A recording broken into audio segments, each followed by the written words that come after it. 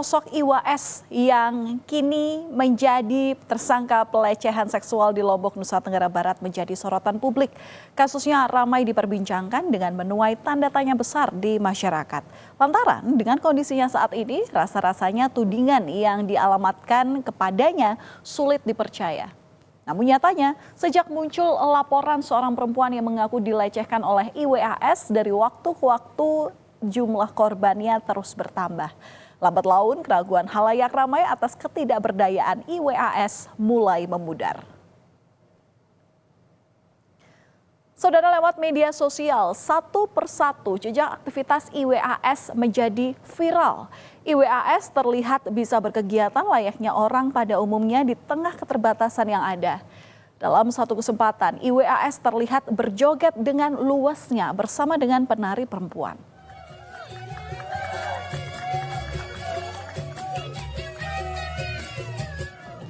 Selain itu, beredar pula video IWAS yang tengah bersama dengan teman-temannya. Ramai disebut di dunia maya bahwa ada dugaan IWAS mengonsumsi minuman keras, meski belum ada konfirmasi terkait hal itu. IWAS pun terlihat seperti menikmati waktu bersama teman-temannya, bahkan diselingi aksi berjoget.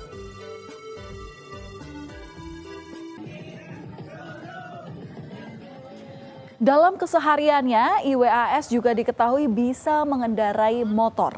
IWAS terlihat lincah dan sudah terbiasa mengendarai kendaraan roda 2 tersebut, saudara. Melihat video bermacam aktivitas IWAS ini pun kemudian membuat masyarakat berpikir kembali tentang sosoknya yang ternyata bisa menjalani hari-harinya selayaknya orang lain pada umumnya.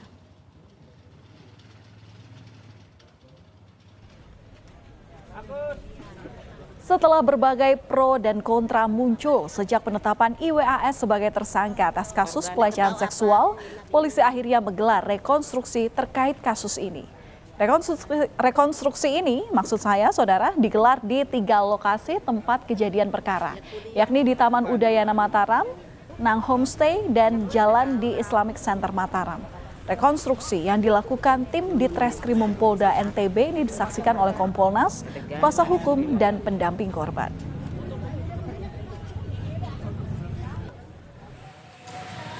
Tersangka IWAS dihadirkan dalam rekonstruksi kasus dugaan pelecehan seksual berdasarkan laporan korban berinisial AM. Seluruh adegan dalam rekonstruksi dilakukan berdasarkan keterangan dari 2 versi, yakni berasal dari korban dan tersangka.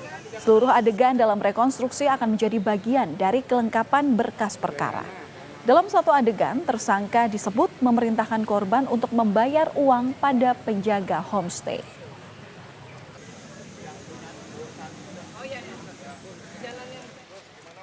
Sebelumnya, saudara, pada Senin 9 Desember lalu, tersangka kasus dugaan pelecehan seksual dengan korban yang disebut-sebut mencapai 15 orang ini menjalani pemeriksaan polisi di Mapolda NTB.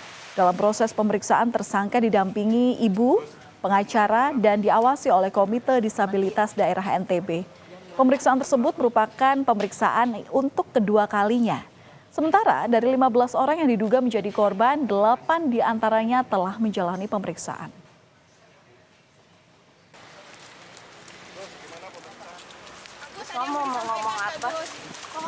Sudah 2 kali diperiksa polisi, IWAS tetap membantah bahwa dirinya melakukan pelecehan seksual.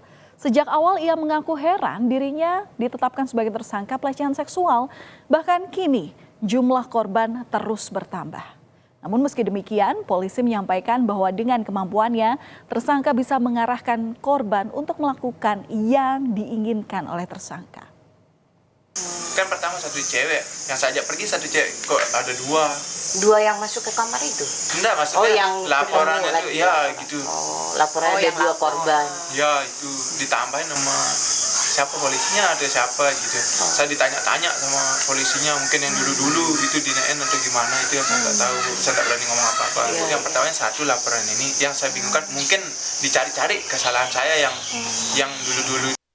Karena mungkin peristiwa yang terdahulu sama mantan pacar ini belum lama terjadi, ya, belum lama hilang, dia ancam ada kalimat seperti itu, dia terpaksa menuruti apa kemauan dari si pelaku. ya, berangkatlah ke salah satu homestay ya, yang memang kendaraan yang digunakan adalah kendaraan korban, karena memang pelaku tidak membawa kendaraan, tetapi yang mengarahkan ke homestay atas nama homestay Nans itu adalah si pelaku, karena mungkin peristiwa yang Sementara itu, menurut pendamping korban, sejumlah korban merasa terpukul karena bantahan tersangka. Korban disebut mengalami trauma dan ketakutan hingga akhirnya meminta perlindungan dari Lembaga Perlindungan Saksi dan Korban atau LPSK. Hingga kini setidaknya ada 5 korban yang meminta perlindungan kepada LPSK. Wakil Ketua LPSK Sri Supariyati mengatakan pihaknya berkomitmen untuk memberikan fasilitas guna memperkuat proses peradilan pidana. Namun, ada sejumlah kendala dalam proses penegakan hukum kasus asusila pemuda disabilitas karena keterangan korban yang belum jadi basis utama. Perlindungan di LPSK seperti apa? Kenapa?